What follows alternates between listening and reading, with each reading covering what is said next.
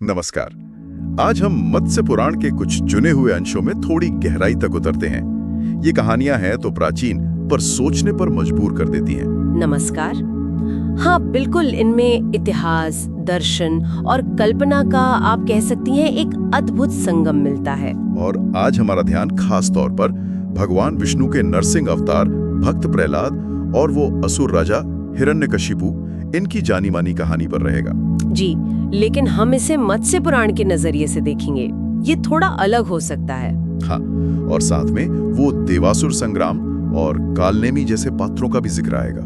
कोशिश यही है कि इन पुराने वर्णनों से कुछ खास जानकारी निकाल सकें, समझ सकें। तो फिर शुरू करते हैं हिरण्यकशिपु की उस जबरदस्त इच्छा शक्ति से जिसने उसे ब्रह्मा जी की इतनी कठिन तपस्या करने पर मजबूर किया। हाँ, वो वरदान। सच कहूं, जब मैंने पहली बार उसकी शर्तें पढ़ी तो मैं एकदम हैरान रह गया। शर्तें थी भी तो वैसी।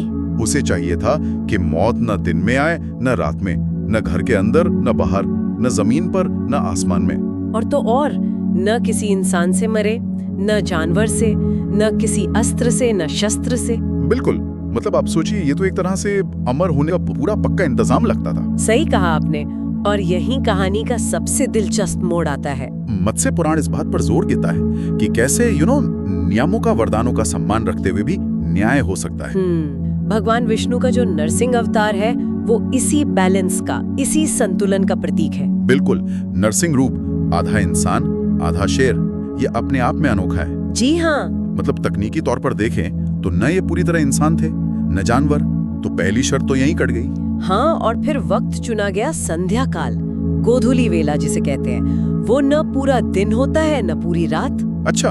और जगह महल की देहली, चौखट कह लीजिए, वो न पूरी तरह घर के अंदर थी न बाहर। कमाल है। और सबसे अनोखी बात तो ये कि उसे अपनी जांघों पर लिटाकर मारा गया। हाँ, जो न जमीन थी न आसमान। और हथियार अपने तेज नाखून। ये मुझे हमेशा बड़ा क्लेवर लगता है। क्या मत्स्य पुराण में ऐसा कुछ है कि नाखून अस्त्र शस्त्र क्यों नहीं माने जाते? पुराण सीधे सीधे शायद ये न बताए, पर जो पारंपरिक समझ है वो यही है कि नाखून शरीर के अंग है, कोई बनाए हुए हथियार नहीं। अच्छा। उन्हें न अस्त्र की तरह फेंकते हैं न शस्त्र की तरह हाथ में पकड़कर लड़ते हैं। तो इस तरह विष्णु ने वरदान के हर शब्द का मान रखा, पर उसका मकसद फेल कर दिया। मतलब शब्दों का खेल देखिए। भक्त प्रहलाद ने जब ये रूप देखा होगा, अपने पिता के वध के लिए आया हुआ, इतना उग्र, इतना विराट, क्या रिएक्शन रहा होगा उसका? मत्स्य पुराण में वर्णन तो काफी भयानक बताया गया है। हाँ, मत्स्य पुराण में नरसिंह के उस क्रोधित रूप का बड़ा जबरदस्त वर्णन है। ऐसा लगता है जैसे पूरा ब्रह्मांड उनमें समाया हो। देवता, नक्षत्र, सागर, सब कुछ उनकी दहाड़ ही दैत्यों में खौफ पैदा करने के लिए काफी थी। प्रहलाद की स्थिति सोचिए, एक तरफ पिता, दूसरी तरफ भगवान का ये साक्षात डरावना रूप। वो जरूर चौंक गया होगा। और फिर इसी रूप में नरसिंह और हिरण्यकशिपु का युद्ध भी हुआ होगा। पुराण इस लड़ाई के बारे में कुछ बताता है? जी हाँ, मत्स्य पुराण में इस युद्ध का अच्छा खासा वर्णन है। हिरण्यकशिपु की विशाल सेना थी, रथ, गदा, मूसल, तलवारें, सब कुछ। अच्छा।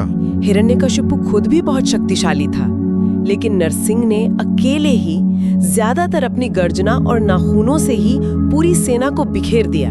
अकेले ही? हाँ, और आखिर में हिरण्यकशिपु का वध किया। इसके बाद देवताओं ने राहत की सांस ली, उनकी स्तुति की। तो ये घटना सिर्फ एक असुर राजा के अंत की कहानी नहीं है। जी, ये देवताओं और असुरों के बीच जो लंबा संघर्ष चलता रहा, मतलब देवासुर संग्राम, उसका एक हिस्सा है। बिल्कुल। मत्स्य पुराण में इसी सिलसिले में कालनेमी जैसे दूसरे बड़े असुरों का भी जिक्र आता है। कालनेमी से भी देवताओं का भयंकर युद्ध हुआ था। हाँ, और उसमें भी विष्णु ने ही देवताओं की मदद की थी और अंत में सुदर्शन चक्र से उसका वध किया था।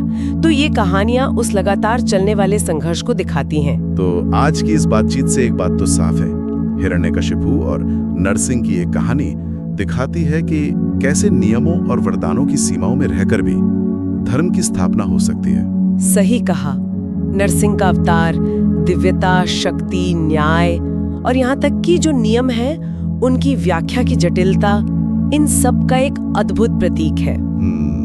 और ये भी दिखाता है कि अहंकार और शक्ति का गलत इस्तेमाल आखिर में विनाश की तरफ ही ले जाता है, चाहे आपने बचने के कितने ही रास्ते क्यों न बना रखे हों। और ये हमें सोचने पर भी मजबूर करता है कि असली ताकत वरदानों में है या फिर उन शब्दों की व्याख्या में उनके इस्तेमाल की चतुराई में। इस पर सोचना वाकई दिलचस्प हो सकता है। बिल्कुल, शब्दों का सही चुनाव और उनकी सही व्याख्या में ही शायद असली शक्ति छिपी होती है।